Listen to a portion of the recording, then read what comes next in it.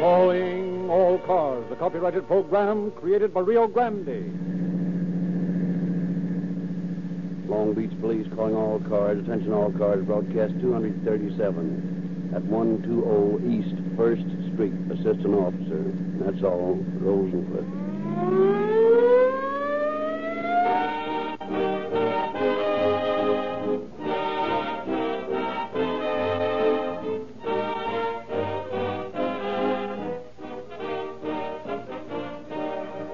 Friends, the man who appraises your car for a trade-in not only looks at your car, he listens as well. And believe me, at a moment like that, you thank your lucky stars you've been protecting its inner workings, prolonging its life with Realube, the lubricant that keeps a new motor young and a veteran vehicle from growing old before its time. I tell you, friends, Realube not only safeguards the family car from unnecessary wear and tear, but brings it to the judgment day of a trade-in cleared of conscience and unashamed. Thanks to this great lubricant, your motor never gives in to the degrading influences of intense heat generated by your fastest driving in the hottest weather. Realube places a protective arm about every vital point, and the demons of heat haven't a chance. If your car has been associating with ragtag and bobtail lubricants that threaten to take it for the wrong kind of a ride, give it a new environment. Give it a clean bill of health with Realube, the newest and finest motor oil sold in the West.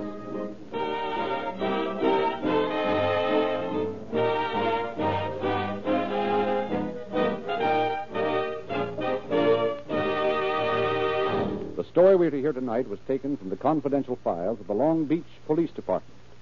And it is our privilege to present Captain Walter Lentz, Chief of the Long Beach Detective Bureau. Captain Lentz. Good evening, ladies and gentlemen. I have long agreed with the thesis set forth by this program, the theory that crime does not pay. The criminal is a serious danger because the rest of us do not take him seriously. If we realize that crime comes home to every man of us, and not merely to the victim alone, we would take crime more seriously. Our defense against crime is too casual. More and more, the law enforcement agencies of our country are realizing this fact and are cooperating to bring about a tighter enforcement of our laws. Programs of the sort we are to hear tonight make more vivid the work of the police in apprehending and punishing criminals who defy the law. Such cooperation is invaluable. Our program shall show how it worked to prove again that crime is a losing proposition.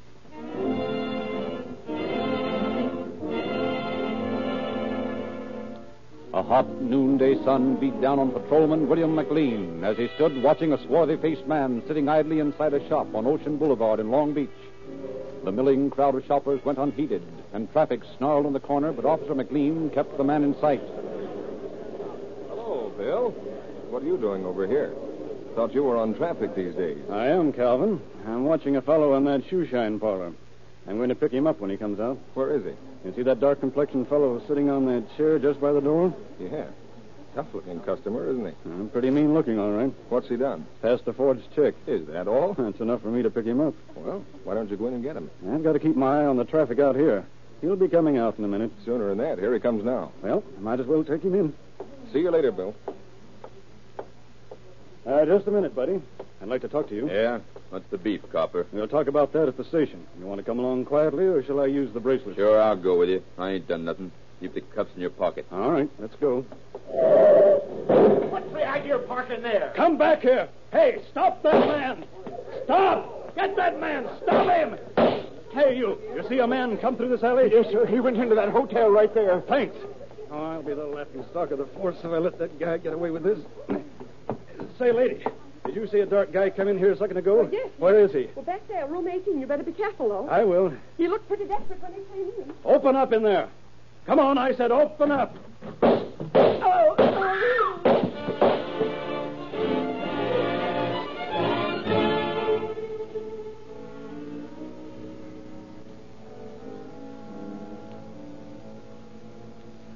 Here I am. Here, down here. Hurry.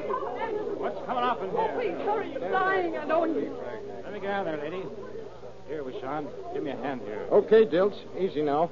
There we are. Oh, he shot him. They didn't give him any chance at all. Dilch, look. It's McLean. You're right. Bill. Bill. No, it's no use, Ed. Poor guy.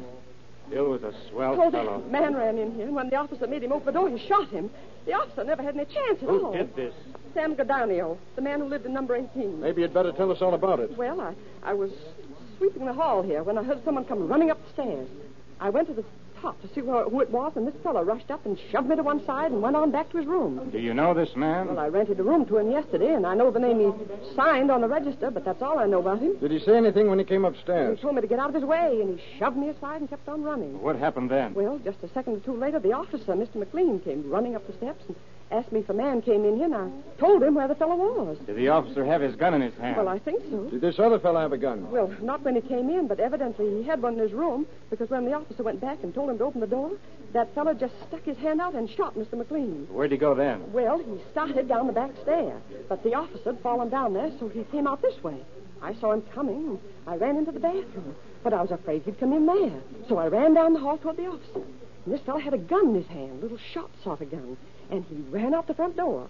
I ran back here to see if the officer was hurt, and, well, about that time, you men came. You say this man came here yesterday? Yes, sir. Have any baggage? Well, he had a suitcase, but it's not in his room now. What'd you say his name is? Sam Gadanio is the way he signed the register. Well, how did he act when he came in yesterday? Well, he seemed a little irritable. He told me he didn't have much money. Wanted to pay only 50 cents on the room, and he'd have some more money today.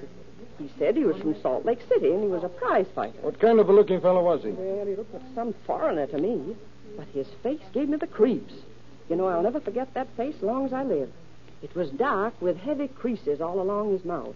And he had awfully dark eyes, sort of piercing eyes. How was he dressed? Well, he had on dark pants, I believe. Yes, I'm sure of it. And he wore a dark turtleneck sweater, you know, the kind you have to pull on over your head. And he wore a coat of the same material as the pants. Any hat? No, I never saw him with any hat on. He had a lot of hair, real black and sort of curly. All right, lady, thanks. We'd like to take that register of yours along to headquarters and have a photostatic copy of that handwriting made. Well, that's all right, but I want it back, though. You'll get it back. We just want a picture of it. I have an idea we're going to need that handwriting.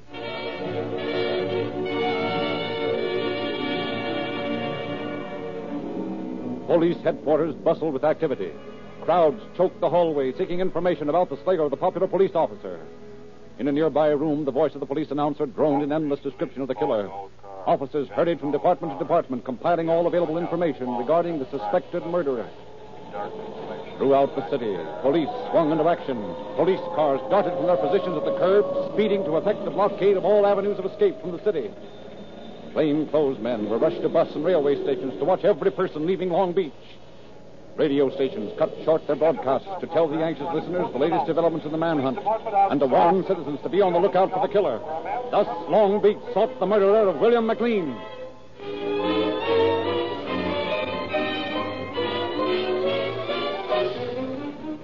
In his office, Chief of Police Joe McClellan talked to two of his officers.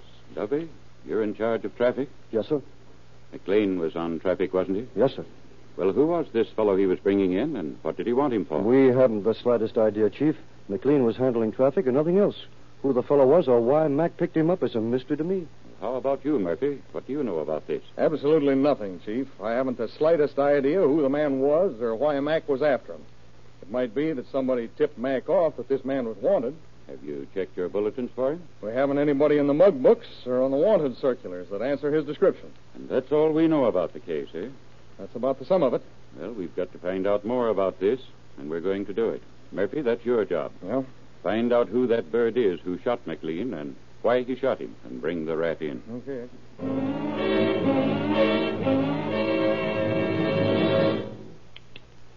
Send Lentz and Fridley in here. Yes, sir. You want us, Captain? Yes, sit down. We're going to do something about the bird who killed McLean. Any idea who he is? Not the slightest. I want you to take Fridley here and go over that place where Mac was shot. See what you can find out. Talk to everybody on Ocean Boulevard and First Street if you have to, but find something we can work on. Okay.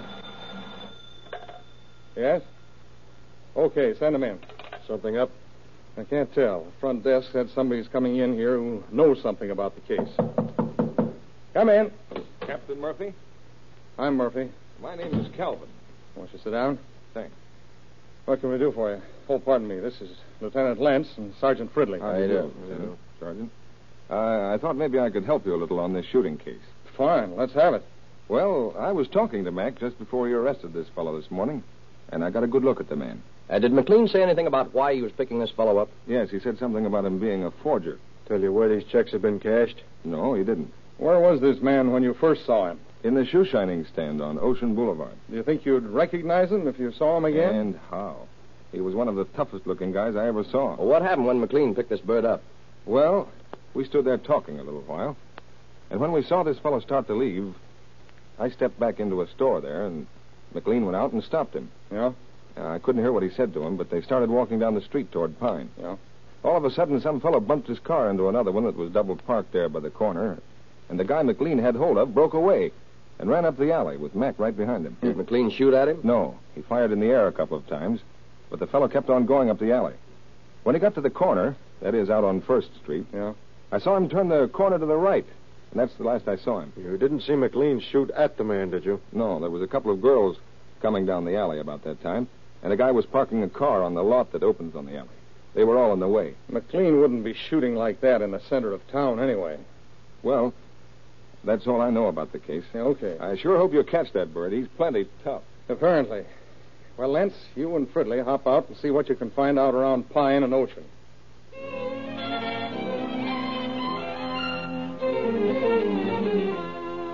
20 minutes later, the officers returned. With them were two frightened men. Well, Captain Murphy, Yeah. here are a couple of fellows who can be of a little assistance to us. Yes? Who are they? They're the boys who run the shine stand on Ocean, where our killer started out from. What do you boys know about this? We don't know a thing. Honest, Captain, we don't know a thing about All right, now sit down, boys. Take it easy. We're not after you for anything. Suppose you tell us what this is all about. this. Honest, we don't got nothing to do with this thing. We tell you the truth. Yeah, now look here, boys. We're not blaming you fellas for anything. Nobody's going to hurt you. Unless you've had a hand in this killing.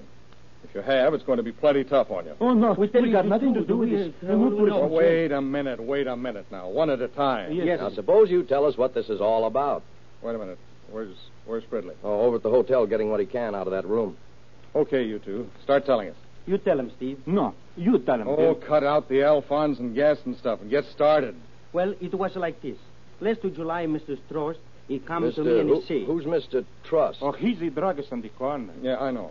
Go ahead. Well, Mr. Trost, he come to my stand and he say, Billy say, you remember that fellow? Remember that fellow you told he was okay, the one that wanted to cash that check? You mean that chunky guy with the black curly hair? That's the one. Hey, wait a minute, Mr. Trost. I didn't tell you this guy was all right. I tell you he come in my shop 1 or 2 times. I told you see him around the street all the time, but I didn't tell you he was all right. All right. Just the same, the check I cashed for him wasn't any good. Is that right? Yes, that's right. And when he comes in here again, you call me or a cop. Which one you wanted me to do, call you or a cop? Well, that makes no difference to me. He forged somebody's name to that check, and I want him arrested. If you can't find me, call Bill McLean. You can take him over to the station. I'll sign a complaint against him when they get him over there. Okay, I'll call you. I'll call you.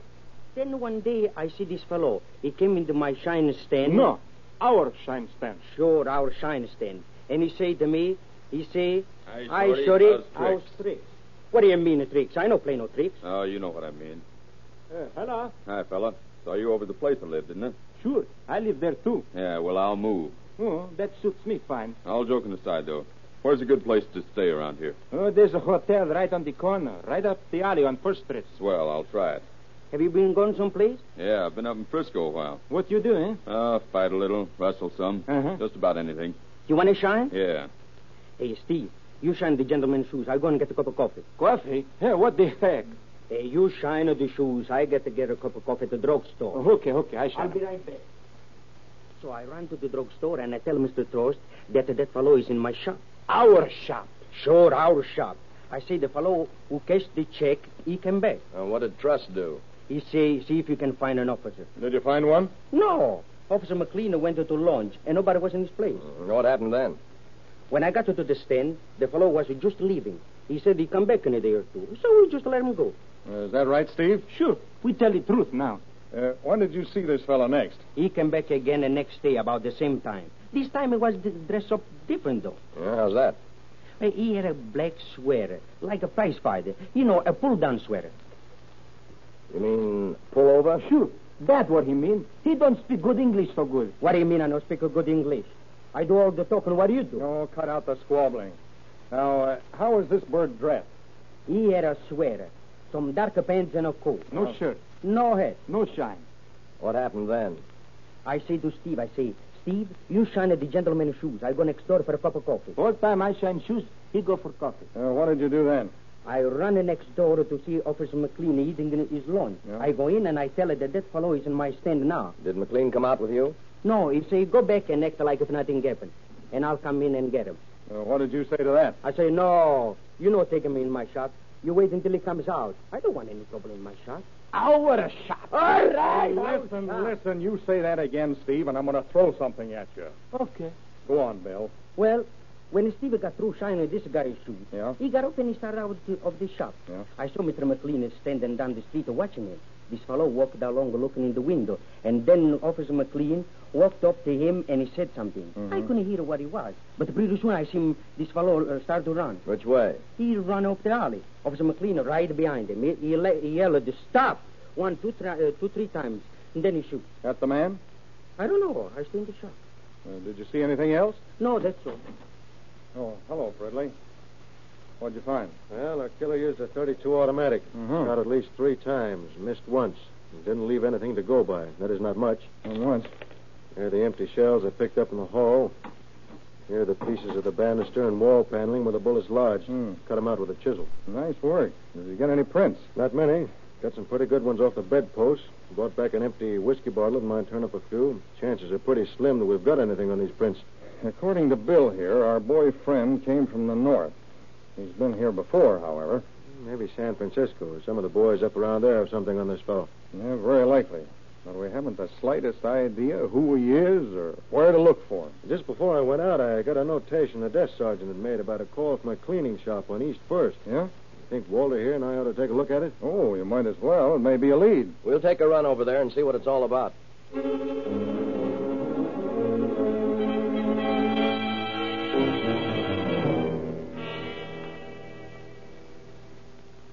Somebody from here telephone the police department? Yes, I did. What's the trouble? That man showed up here again. What man? The one I phoned about. What about him? Well, he came in here yesterday and brought some shirts and wanted me to get them out the same day. Well, I told him I couldn't do it, and he got kind of rough. Well, he came back just after lunch and said that he wanted to change his clothes. He had a suitcase with him, and I told him I couldn't let him do that. And he told me he'd blow my head off if I didn't let him. Do you have a gun? I don't know, but I wasn't going to take any chances. I told him to go on back there and change his duds. Did he change? Yes, and he left his old clothes here. Here they are. There's a black sweater and a coat. Oh, wait a minute. Take a look at those, Fredley. That's what I'm doing. Was this fellow a sort of short, very dark man with black curly hair? Yes, why? Well, nothing. He just shot a policeman about 3 hours ago. Here's a cleaning mark. C over 1934. I'm going to take that coat and make the rounds of every cleaning place in this town.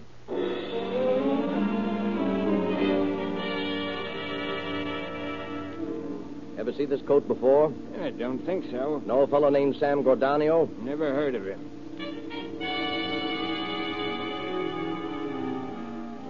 You ever see this coat before? No? No Sam Gordanio? No? You ever see this coat before? No? Ever hear of Sam Gordanio? No? Did you ever see this coat before? I don't think so. No Sam Gordanio, short, dark fellow, curly black hair. Oh, him. I think I know who you mean. Yeah? A fellow like that was in here last night. Said he was from Salt Lake City. I told him a second-hand suitcase I had lying around here. He said he was a boxer.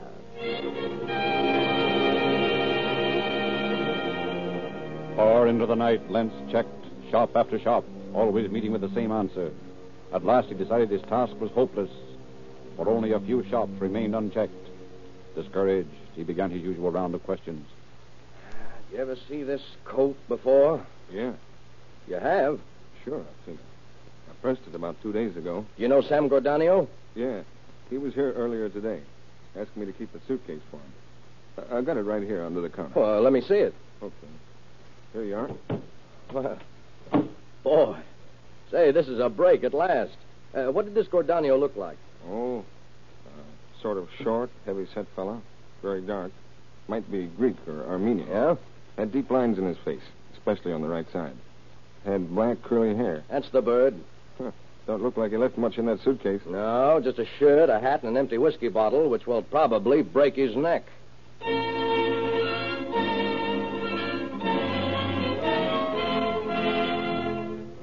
Lentz and Fridley had gathered all the information they could in Long Beach.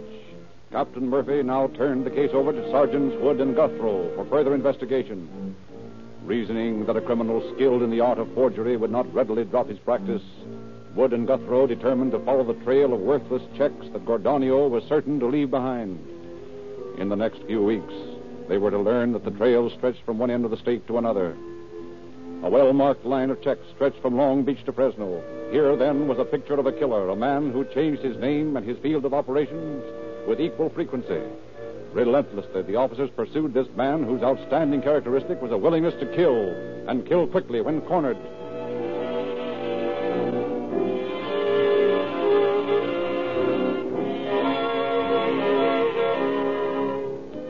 Thus, the search for the killer of William Clean came to a dead end. We turn back the clock now 6 months. Our scene is an all-night market in San Francisco. Okay, buddy, get him up. This is stick-up. Don't shoot, mister. Don't. Stop squawking and give me that jack in the till. Joe, get that dough. This bird's too shaky to stand up. Okay, Harry, coming up. Come on, make it snappy. Hey, Harry, there's a car stopping in front. Let's swim. Come on. It's cops. Beat it, Harry. Nuts to him. I'll blast my way through him. How you like this, coward? In the excitement which followed the encounter, the short, swarthy bandit escaped in the fog. His companion was taken to headquarters and grilled. I tell you, that's all I know about the guy. He come up here with a dame from L.A. That was the car we was driving. Who was the other man? The one who did the shooting? Yeah, well, his name was Katz. At least that's what I know him by. Sometimes, though, he went by the name of Herman. Yeah, Frenchy Herman, too. And his real name, though, is Arax.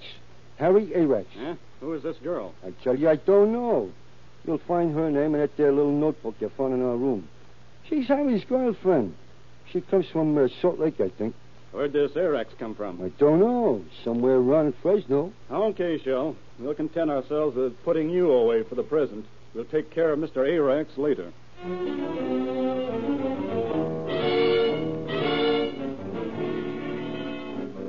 San Francisco police sent Mr. Shull to Folsom, and with quickness and dispatch began the search for his companion in crime. To all points within the state went the bulletin. Be on the lookout for bandit described as dark complexioned, 5 feet 5 inches tall, weighs about 140 to 150 pounds, hair dark and curly, sharp facial lines.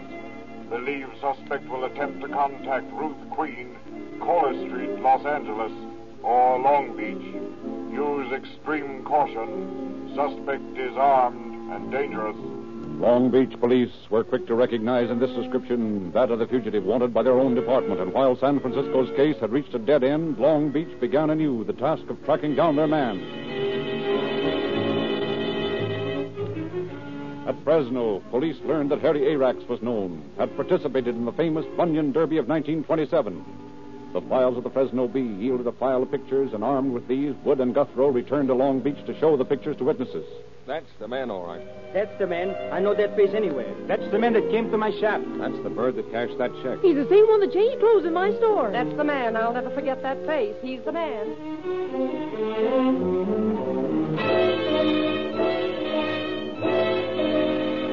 So the case again came to a dead end. Routine investigation continued, but the trail disappeared. Occasional tips sent Long Beach officers scurrying to capture the elusive gunman, only to have him slip through their fingers. On the afternoon of April 10th, 1935, a bulletin was placed on the bulletin board in the office of the sheriff of Laramie County at Cheyenne, Wyoming. A man paused to look at the new bulletin. Just a paper hanger at work, eh, Glenn? Well, no, maybe you're right at that, Franson. But that bird there's a paper hanger, not me. What's he done? Started out as a paper hanger, bad check artist. Ended up by murdering a policeman in Long Beach, California. Tough-looking monkey, isn't he? Looks familiar, too. Too tough for deputy county treasurers like you. You go on and count your money. Let us catch the criminals. Yeah, that's an idea you might give some thought to yourself. Just the same, I've seen that bird somewhere. Franson, you read too many detective stories. I've got it. What? That's the dishwasher at the Star Cafe. Come on, I'll show you. Hold on a minute. You mean that bird's in this town? That's what I'm telling you. He's washing dishes at the Star Cafe. I don't believe it, but let's go see. Hey, Holman. Yeah? I'm going down to the Star Cafe. If I'm not back in 10 minutes, drive down there and pick us up. Okay, Sheriff. Come on, Franson, let's go.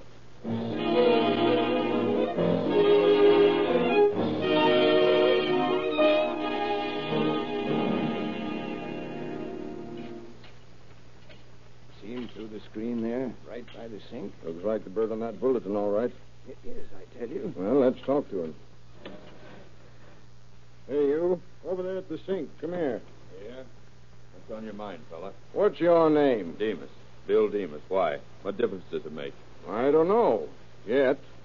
Don't mind coming over to the sheriff's office for a little chat, do you? If it's okay with the boss, it's okay by me. I don't think he'll mind. Come on. Hey, come back here. Stop! Stop! Get him, Glenn? No, he got away. Come on. Let's find out where he lives. He may try to get there and get a gun. You go find out where he lives. I'll wait for Holman. Meet you in front. Okay.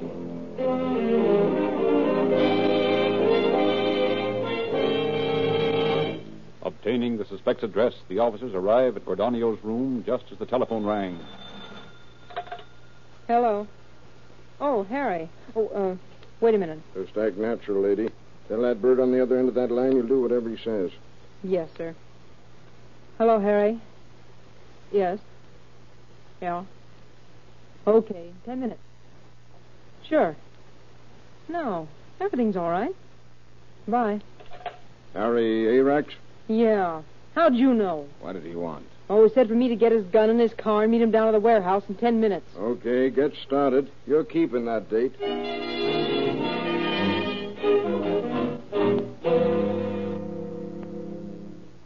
Ought to be here any minute. All set, Holman? Sure. There he is. Let him get almost to the car. Let's take him. Take it easy, buddy. We've got you covered. What's coming off here? Get him up, Arax. No funny moves. That's to you, coppers. You'll have to move faster than that. Let him have it, Dewey. Didn't seem to stop him, Dewey. Dewey, you're slipping. Took you 3 shots to get him.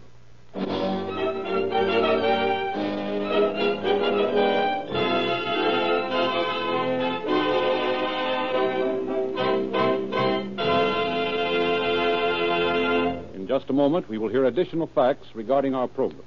It is highly significant that more police cars, ambulances, fire engines, and other public-serving automobiles are powered with Rio Grande crack wherever it is sold than any other brand.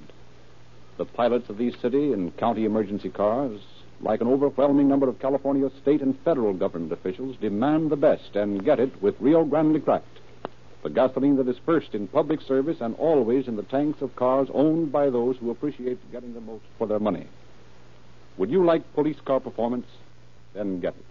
Drive into the nearest red and white Rio Grande station in the morning and give your car a head start with a tank full of Rio Grande cracked, the most highly and justly recommended gasoline that ever caught a public enemy.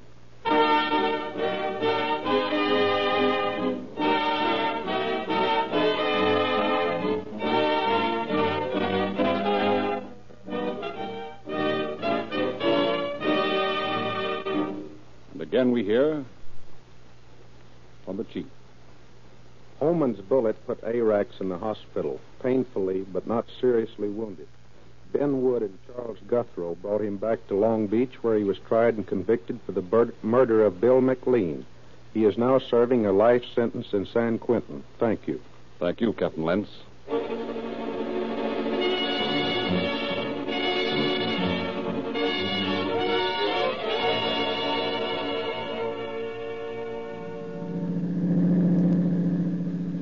Police calling all cars, attention all cars, cancellation broadcast 237 regarding a murder. Suspect in this case is now in custody. That's all. Rosenquist.